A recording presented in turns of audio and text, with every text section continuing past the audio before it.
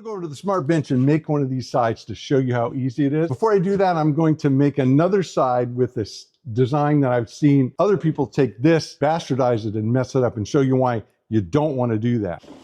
There's a lot to these, and I'm going to tell you about them top to bottom so you'll understand how unique and how special they are. When you take your first look at them, even when we dive down into the details, they're quite simple. But it's taken me 2 decades to get to this design. I haven't been working on them every single hour for 20 years. I would design and build a trailer, a box truck, a van for my use in my construction business. Then it would be used for years. When the next trailer or van came along, I would take what I learned from that, make modifications. What makes the smart cabinets special, different than anything else you've seen, there's no hardware. Lightweight, very efficient on their use of materials, self-locking, durable, and strong. Durability and the strength can be seen in this Smart Woodshop because it's 7 years old. It's been a lot of places, a lot of miles. It's even gone all the way from here in the Pacific Northwest to Florida and back, and not a single cabinet drawer to be damaged. They work as good today as they did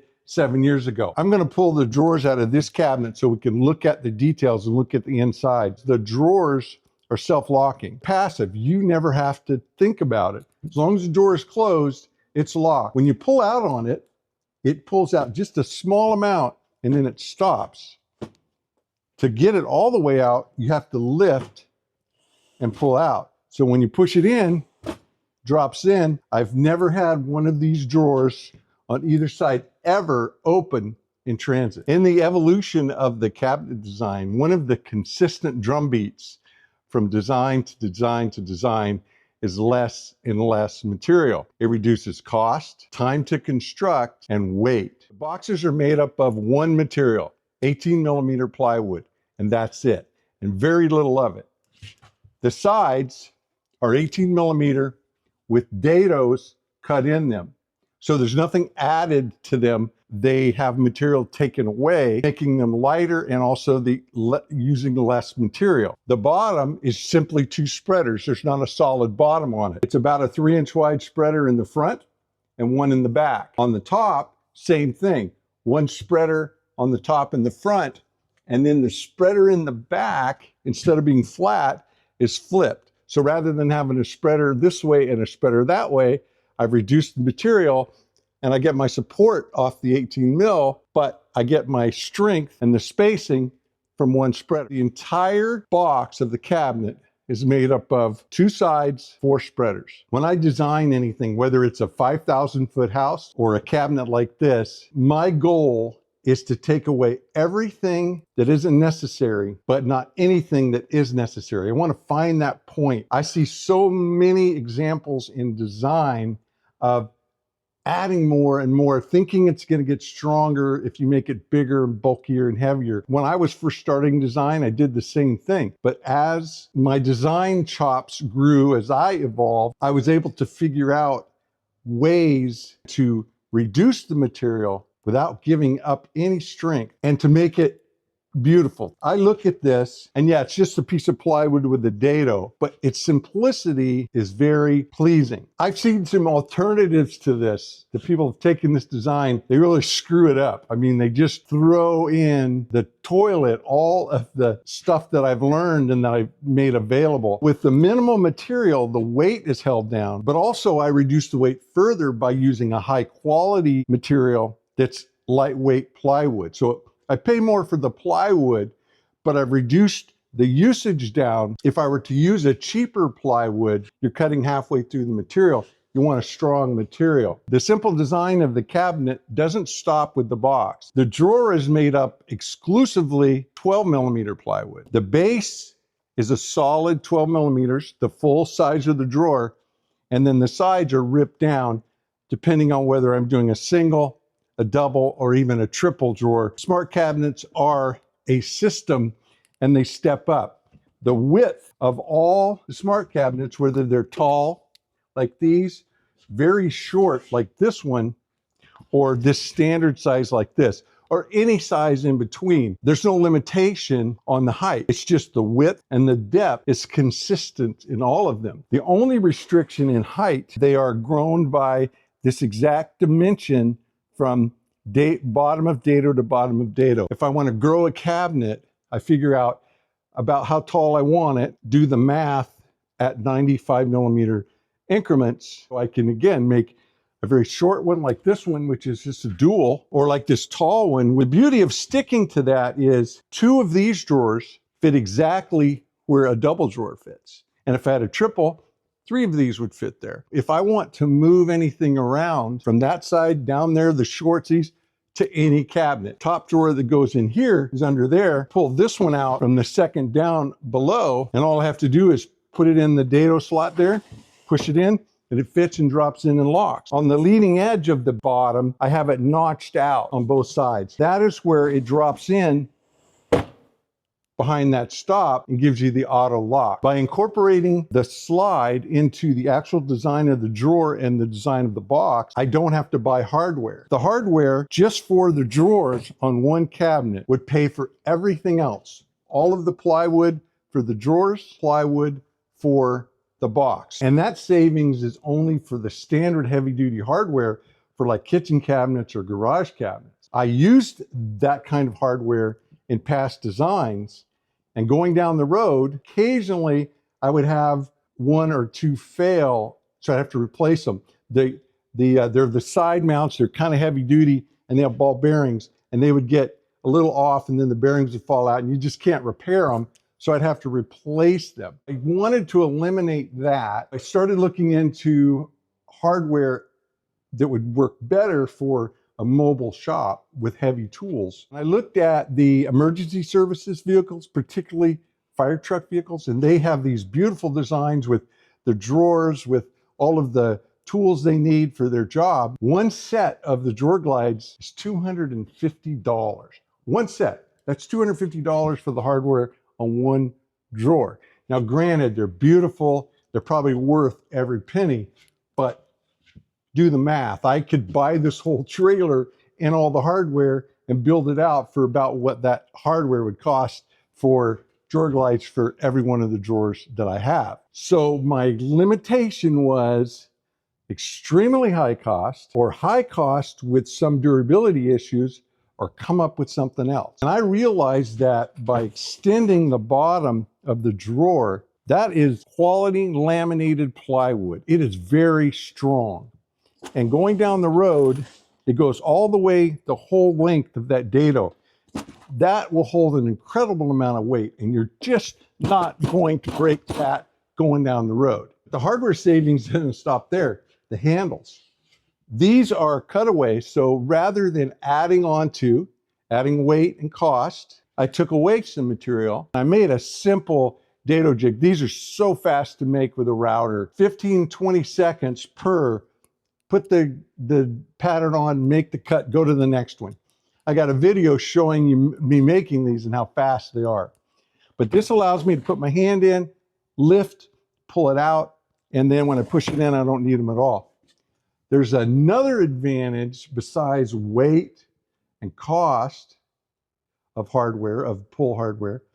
There's space. So if anything sticks out, it's going to reduce my aisle space for bringing in other things, tools like my workbench cube that slides in here for the benches. There is 1 inch to spare when I designed that. So these here, if they stuck out 3/4 or 1/2 inch, I'm going to bang into them and probably going to knock them off and loosen them up and damage my cube a little bit. So this gives me a flush front. Again, I look at it and I smile. It's beautiful in its simplicity versus having something hanging out. And not having the hardware, not only by the overall space you get to save for bringing the cube in, but also just when you're coming and going with tools and bags and hoses, that's something to catch on. So it's a negative in flow and workflow, and something can grab it in your hand and fall and break. It's, believe me, I'm not making this stuff up. I know it from experience.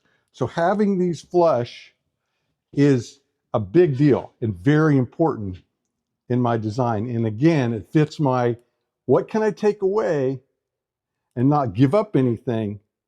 And in a lot of cases, improve along the way. So I spend less money, use less stuff, and make it better. I'm gonna go over to the Smart Bench and make one of these sides to show you how easy it is. But before I do that, I'm going to make another side with this design that I've seen other people take this and sort of bastardize it and mess it up and show you why you don't want to do that. Before we go do that, I do have one design detail that if I were making the Smart Woodshop again today, I would modify the Smart Woodshop cabinets yet again. It's a small design change, but I think that it would allow the cabinets to be used in a more flexible way. They get their strength because they're in a bank, they're butted up to another one, they're screwed together, they're hooked to the back, to the wall with screws, and then a top goes across the whole thing and it's screwed to that. So it gets really rigid and it's very strong. And again, they're doubled up. There might be a situation though where you've got a cabinet like a tall one with nothing on the end, and then you get that tall side and all the datas are cut away and there's nothing backing it up, and it might flex a little bit toward the middle. Or possibly you want to do a rolling cabinet in a shop and the sides, you want to make them a little more rigid. Well, I have a simple way to do that. Now, I don't need it on most of them, but I think it's a design change I would implement on all of them just so everything stays consistent. And that is to simply, in the calculation of the height, I would add another 18 millimeters. So the bottom has 20 millimeters, the top has 18 millimeters added. I would add another 18 millimeters to the overall height, regardless of how tall they are. And then when I'm stepping the dados off, they're 95 millimeters, about in the middle, I would skip up that 18 millimeters and put a spreader in there, in the front and in the back. And that would, and I've done that here retroactively. It was a little hard. Right here, you can see there is a spreader. Now this one's only 12 millimeters because had a finished cabinet and I was trying to work things in. And then I put this cabinet on the back there, so I probably didn't need it because that would have stiffened it up. But when I was loading it down, I noticed that that side there, when it was unattached and it was tall, that I was getting just a little bit of push out when I put a lot of weight in. Not much, but it was enough that I knew I didn't want to go down the road. So I actually did that in the building of this. That was in the video. I demonstrated that. But I didn't make it an extra 18 millimeters taller, so I had to work it in. If you'd like to get yourself a set of plans to build yourself a smart station, a smart bench, the smart carts, any of the smart tool accessories, or the Smart Woodshop itself, there's a link in the description of this video down below. You can go there and purchase any plan or package of plans, and you'll be able to download them right now, instantaneously, 24/7, 365. This is two sides. So this makes up one cabinet where you get most of the weight from. Again, there's the 4 spreaders and a few screws, and that's it. The beauty is we're going to actually take this and we're going to remove some material. So we're going to reduce the weight a little bit. I'll set this one aside to show you how I make them. But I've set this up to show you how I've seen them done. And again, it really, you want to avoid this. This doesn't make a lot of sense to me. Instead of cutting the dados, making them lighter, and sticking to one piece of material, I've seen it where they actually add material. I'm going to pin this together quickly to show you what it looks like. If I were doing it for real, I'd be gluing them and using a little bit bigger nail, but I'm going to pull this apart.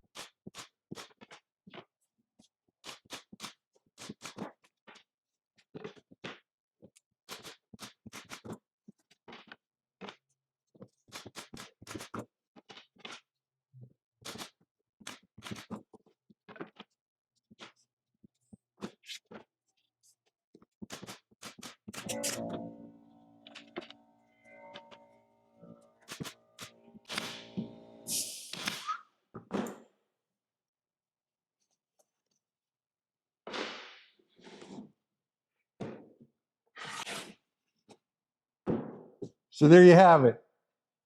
You've doubled the amount of material you use, so you've doubled your cost of plywood, and you've effectively doubled the weight.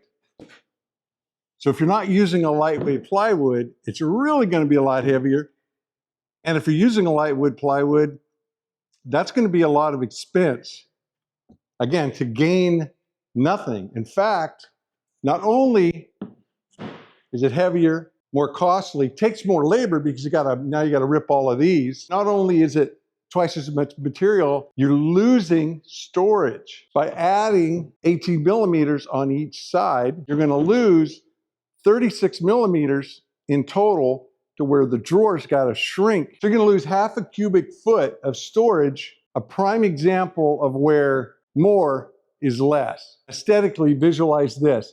Take this, I should have made two of these so I could show you, and it's gonna be this big, thick mass buildup. And now I've gone from a fine piece of furniture to a waterbed of the 70s. Now the data width on this is the same as this here, so I can use that spacer and just set up my jig. I've already done it, so it's set tight, so I don't have to measure for it. It's just push it together, tighten it up, and we're there. Because I'm pushing through the router and the bushing, I like to go ahead and screw the jig down. I have the depth of the dado preset with the stop to be about halfway through, so about 9 millimeters.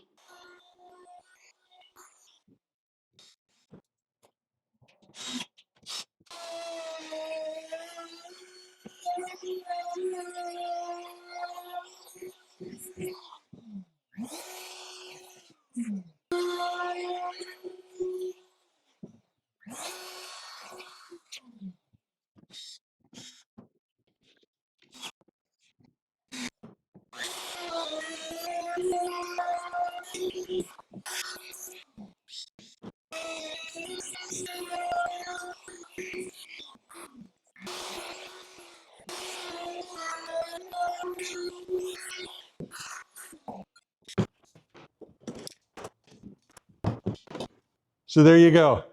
Use twice as much material, twice as much weight, lose storage in your drawers, or go with this, save money, save material, have more drawer storage, and it looks a whole lot better. If you like these smart cabinets that make up the Smart Woodshop, the Smart Bench, the Smart Station, any of the accessories that work with the Smart System, you can go to the link in the description of this video down below, or the QR code right here, and purchase plans or package plans and download them instantaneously 24/7, 365.